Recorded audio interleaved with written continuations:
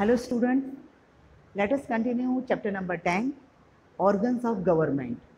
So today we are going to discuss our next topic, that is the Vice President. In the absence of the President, the Vice President performs the functions of the President. Members of both the houses of the Parliament conduct election to elect the Vice President. He is elected for 5 years. The Vice President is the chairman of the Rajya Sabha. Now student, you can underline this sentence. It can come in exam for 1 mark. If he wants to resign from his post, he needs to submit his resignation to the President. Now the next topic is Prime Minister. The Prime Minister is the real head of the central government. The leader of the party that wins maximum votes in general elections becomes the Prime Minister of India. The President then formally appoints him as the Prime Minister. The Prime Minister is the head of the Planning Commission. This commission is now known as Policy Commission. Now his role in Cabinet Ministry. There are 3 levels of ministers under the Prime Minister.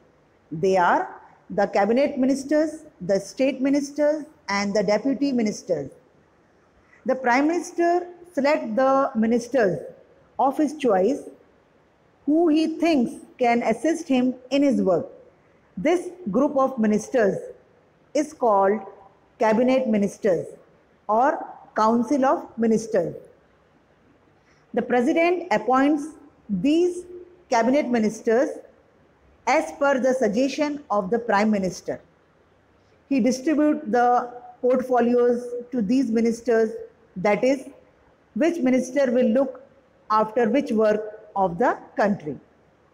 One minister may be given the portfolio of Railway Minister, another of Defence Minister, Agriculture Minister, and so on. It then becomes the responsibility of these ministers to handle this department or say ministries. The Prime Minister has got the power to decide which minister to select, remove, or allow to continue in his cabinet. He presides over the meetings of the cabinet and also looks after the functioning of various departments of the cabinet. The Prime Minister also takes decision on crucial matters brought to him by the cabinet. Now his role in Parliament. The Prime Minister is a member of any one house of the Parliament. The Council of Ministers is collectively responsible and accountable to the Lok Sabha. If the Lok Sabha rejects some policy of the government on a particular issue, for example, defense policy, the entire Council of Ministers and not only the minister of that department is held responsible. If the problem is not sorted, the entire council has to resign. Now the next topic is the state executive. First one, the governor.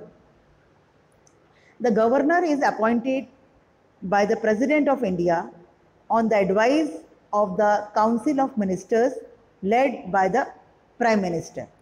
The President can even appoint a person as the governor of more than one state.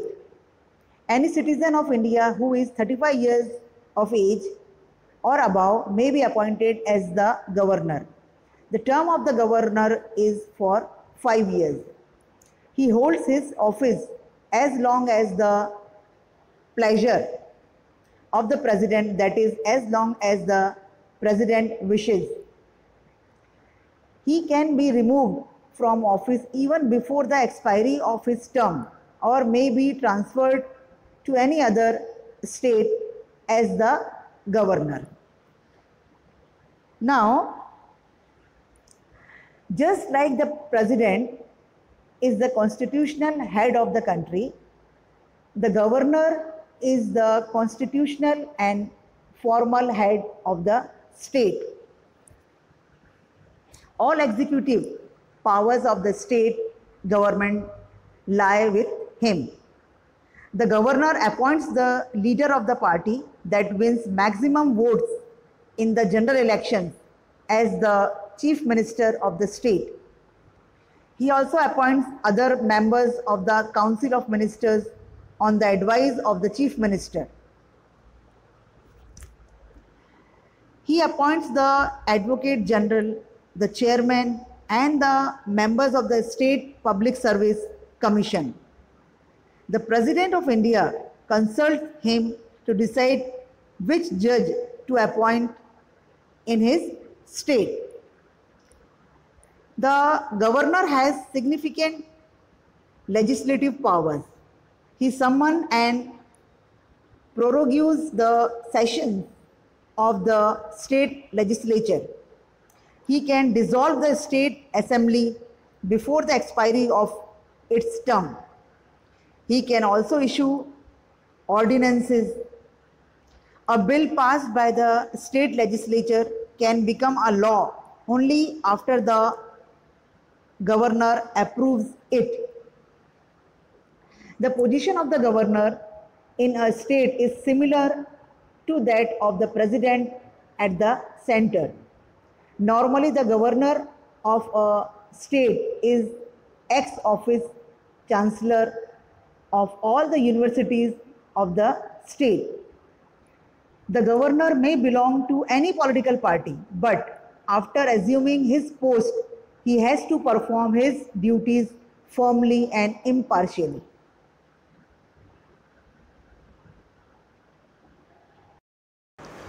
Now the next topic is the Chief Minister and Council of Ministers. The Chief Minister is the real head of the state. The governor appoints the leader of the majority party as the Chief Minister. In case none of the parties get majority, the leader of the combination of parties constituting the majority or the leader of the largest party having the support of the majority is appointed as the Chief Minister. Although the entire administration of the state is carried out under the name of the governor, in practice the Chief Minister and the Council of Ministers exercise almost all the powers of the governor. In Gujarat, the office of the Chief Minister and the Cabinet Ministers is situated in the new secretariat known as Swarnim Sankul, Gandhinagar.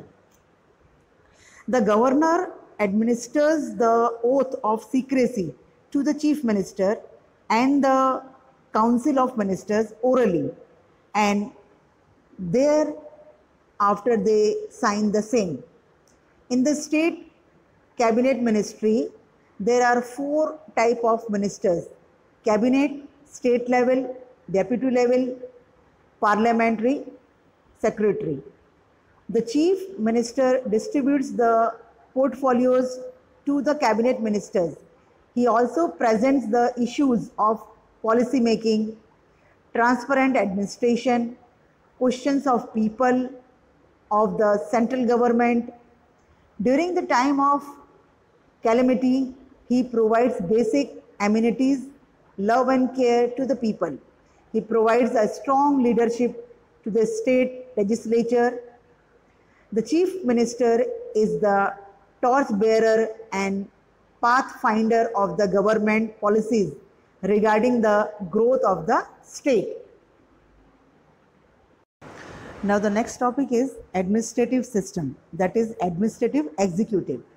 The political executive frames various policies in different fields, whereas the administrative executive implements them. The policies of a state may be quite useful for the welfare of the people and state, but if they are not implemented effectively, then they would be in a waste. Based on their qualification and direct contact with the public, the administrative executive advises and guides the political executive in the matters of policy formation and amendment. It provides necessary information and fact and figures to the political executive so that they can frame better policies. However, the political executive is not bound to follow its advice.